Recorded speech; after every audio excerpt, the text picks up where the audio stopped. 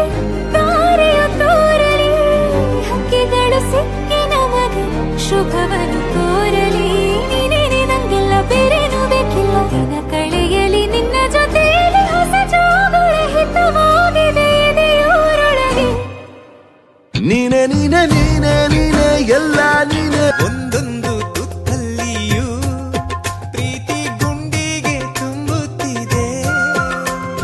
ಹಸಿವಲ್ಲೂ ಊಟ, ನಿದಿರೆಯಲ್ಲೂ ನೋವು, ನಲಿವಲ್ಲೂ ನಾವು ಒಂದೇ.